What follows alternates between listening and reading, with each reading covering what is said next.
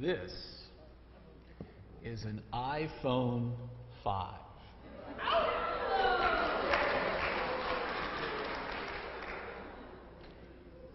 Got it Friday night.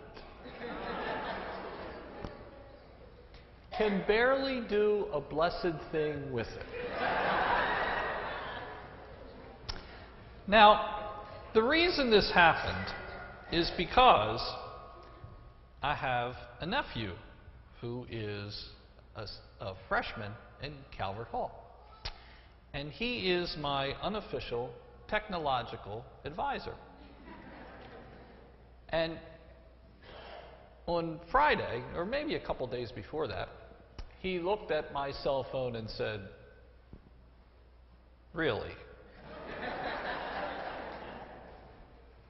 Works for me. It was an Apple 4, but apparently that didn't have enough bells and whistles on it. So we go shopping. And I come out of the store with... Now, for those of you who are as technologically savvy as I am, this is just the latest gizmo that the Apple Computer Company sells to rip you off. Anyway, off we go back to his house with cell phone and box and bag and me without a lot more money. And the worst possible thing happens. It rings. Now, I was pretty certain that I had a clue about what to do. But, you know, when you're driving home and lights are going off and buzzes and beeps and all kind of stuff, and I'm trying to drive, and so I said to him, "Here, answer the phone." He said, "I'm not answering the phone." I said, "No, you got to answer the phone. I don't know who it is. It could be about dinner. Answer the phone." He said, "I'm not answering your phone." I said, "Come on. Well, then show me which button to push, because I don't see the button." And I'm looking for the button, and I'm trying to watch the road, and just show me the button. Show me where the button is. And he said, "I'm not showing you where the button is, because you're not supposed to talk while you're driving, so I'm not going to do that."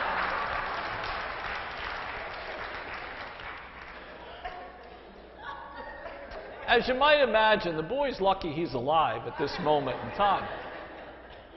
So anyway, I said, "Come on, just do so. Show me what to do. Just do something." So he says, "Okay, I'll show you what to do. Slide this over."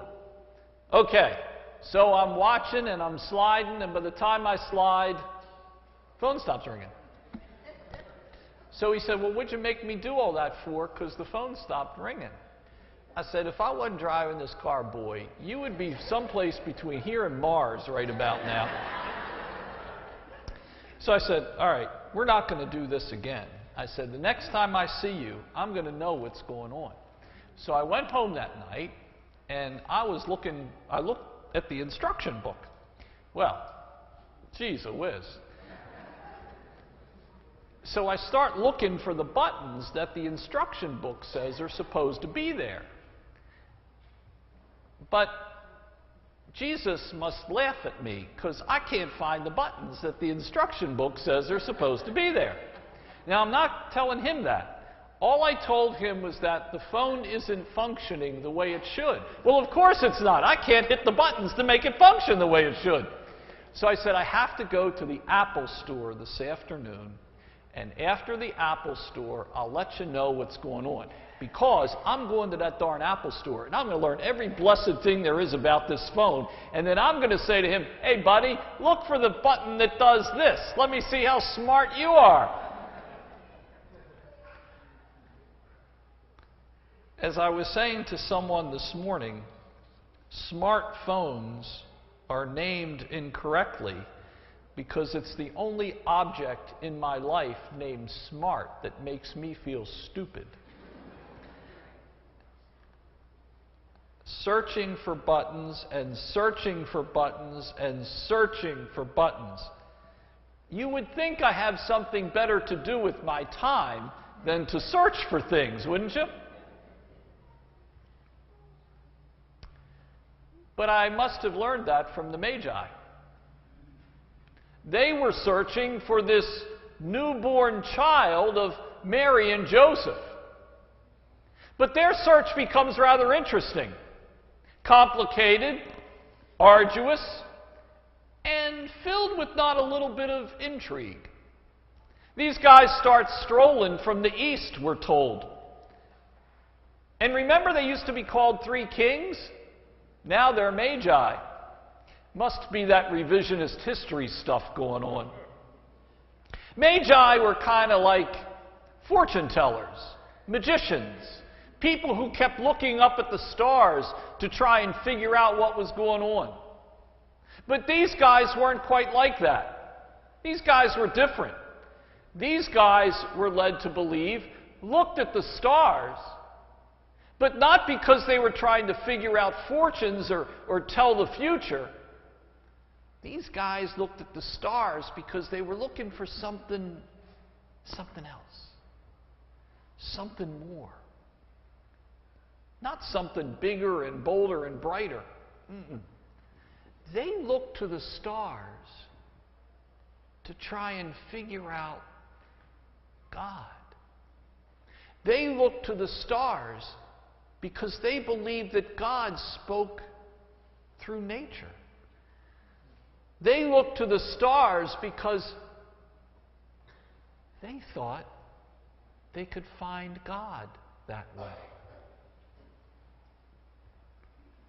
So they find their star and they start following that star. Where does the star take them? Right smack dab, not to the new king, but to the old king. That was not a good place to be. King Herod was known to be a horribly ruthless man. He was known to be someone who ruled by intimidation and violence. He was the guy you don't want at the Christmas buffet. Just a nasty old guy. And who do they come to first? But Herod. But they also knew that their life kind of depended on Herod. You see, Herod was a nasty old guy, but Herod also was pretty savvy. Herod wasn't about to let any competition, if you will, get in his way. There are no other rivals to King Herod, because he would kill them.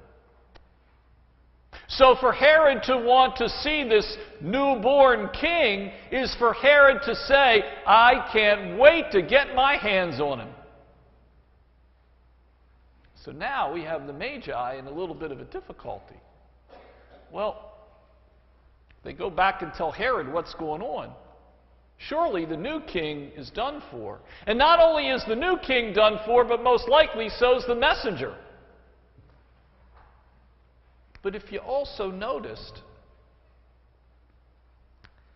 it was Herod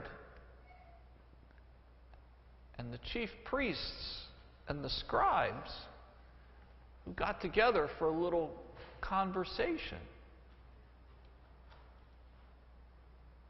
They wanted to know where the new king was to be found. But what an odd conversation to have. Because Isaiah had already told them. They knew. They were the religious leaders of the time. They knew what Isaiah was saying. They knew exactly where he was to be found, in Bethlehem of Judea. So already the Magi know that this conspiracy against the new king is starting.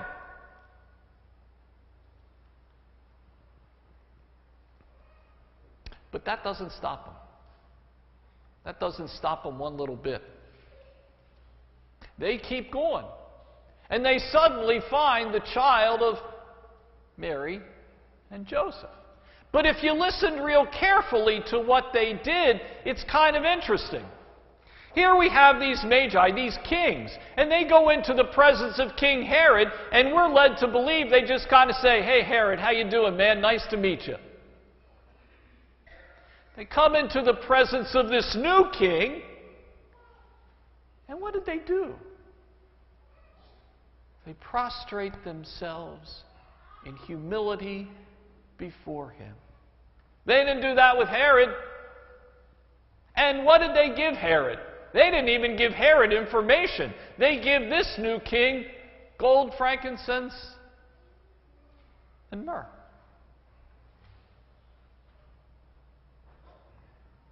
The ruler of their world. The ruler of their world. The most powerful man in their world. They make no act of reverence before. The most powerful man in their world. Nothing. The most powerless man in their world, they fall down in adoration and humility.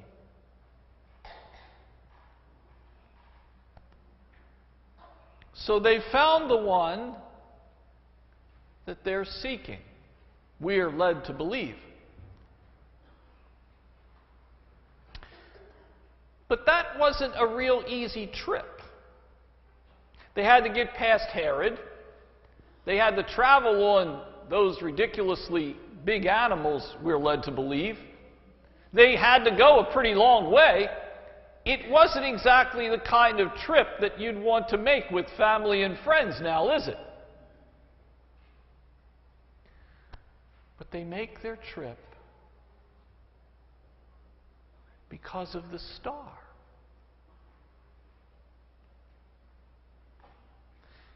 And when they get to the new king, it becomes kind of clear what's going on. The star got them to where they needed to be. And these folks who didn't know anything about the king finally recognize him. But here's the strange part. The people who should have recognized him, Herod and the chief priests and the scribes and all those folks who should have known who he is, don't have a clue. And they won't have a clue until the wood of the cross is seen as the wood that used to be the manger. Then nobody can make a mistake. Then everybody knows who the king is. Everybody knows who the real king is. And nobody can be unsure or uncertain, and nobody even needs the light of the star, because now they have the glory of the empty tomb.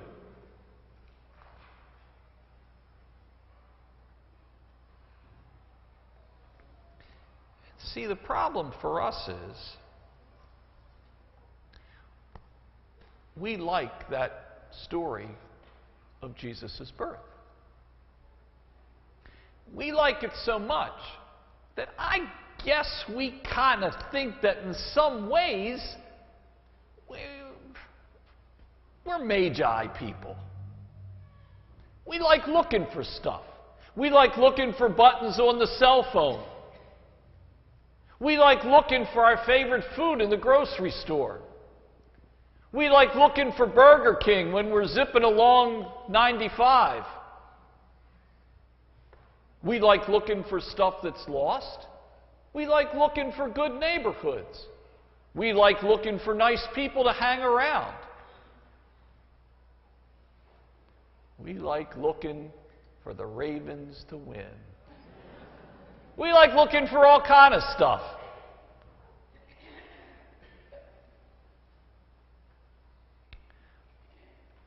But you know, sometimes when we're looking for something,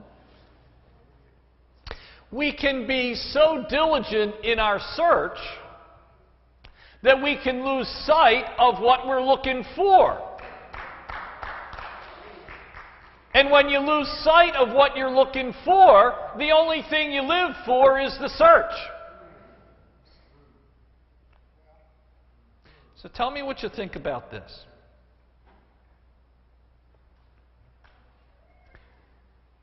Forget it. Forget searching. Forget looking for something. Because, we're all searching and looking for the same thing. We're looking for God. We want to find God in the grocery store and on Edmondson Avenue. We want to find God in the people we meet. We want to find God in the junk we have to put up with every day. We want to find God constantly.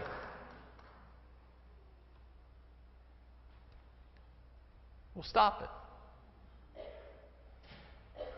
Stop it. Stop looking for God. Because what we celebrate this time of year is that God came to dwell with us, right? God came to be part of our lives, right?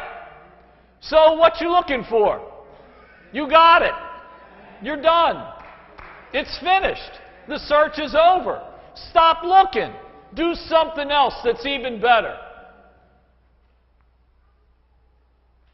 You want to do something else that's better? Be a star. Really, be a star. Who led the Magi to Jesus? Who helped them get there? Who helped the Magi figure out where they needed to be? Who got them to the right place? What was it that brightened their night so easily that they could see?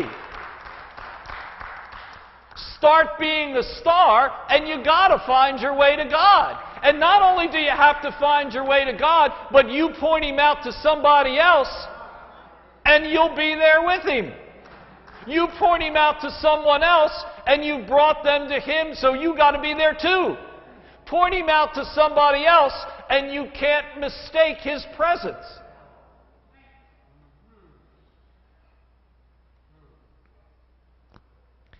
Give Him away, and you'll get Him.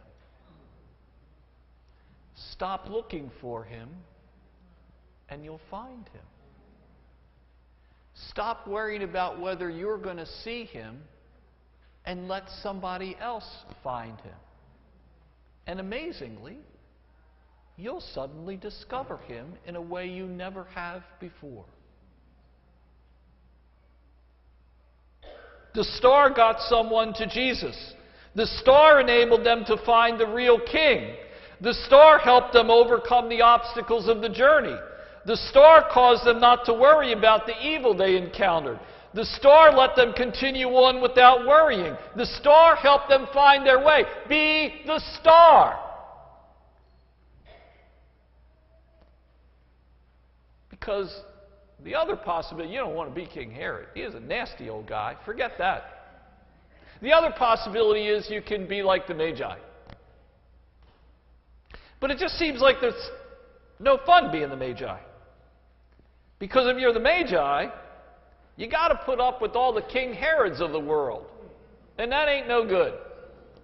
If you're the Magi, you got to depend on some pretty slow transportation, and that ain't no good either. If you're going to be the Magi, you're going to worry about somebody always taking your gold. Who cares how much gold you have?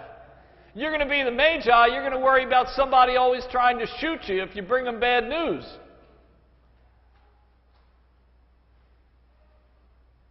Be a star. Help someone find their way to God. You do that, and you've done everything the Lord could ever want or ask you to do in this life. Help someone find their way to Jesus.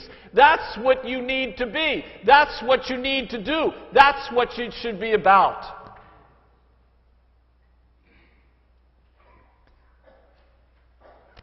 You know, we can search all our life long for something that we think we need. We can search for the right house, for the right job. We can search for the right people. We can search for comfort and security. We can search for all kinds of stuff. And you know what happens? The search just keeps going on because we never get satisfied. We want more of this and more of that and more of something else. And it's never, ever, ever, ever, ever enough.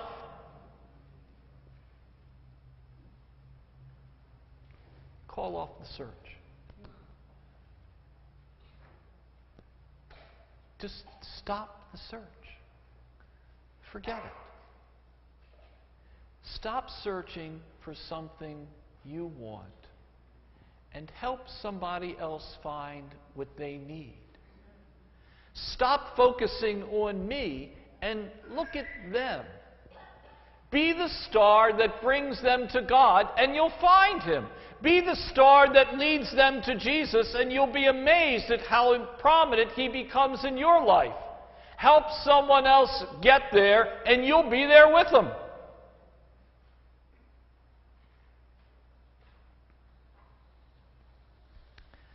So my next stop after here is to the Apple store. And they're going to show me everything I need to know about my phone. And then I'm going to go to my nephew and I'm going to say, "Hey, can you find this button?" And of course the answer is going to be no, and then I'm going to laugh. But I'm not going to laugh a whole lot because my nephew in the first year of high school is 6'2" and 193 pounds. And if I stand on my tippy toes, I can kind of see him okay.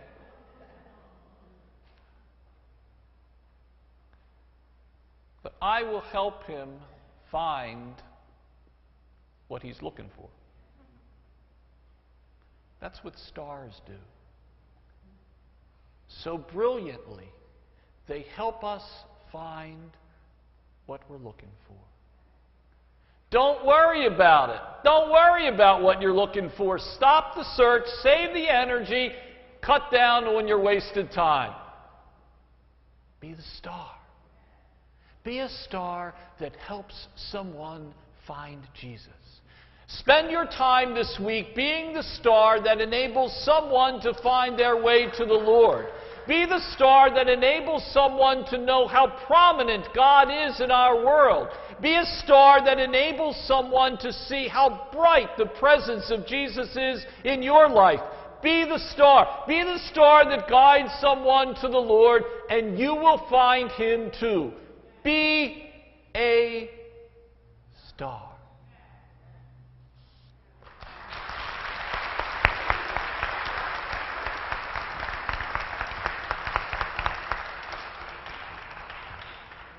Shining star. Let me do it 4 more times and I'll get good at it. Okay, what do we do? What do we do now? Okay.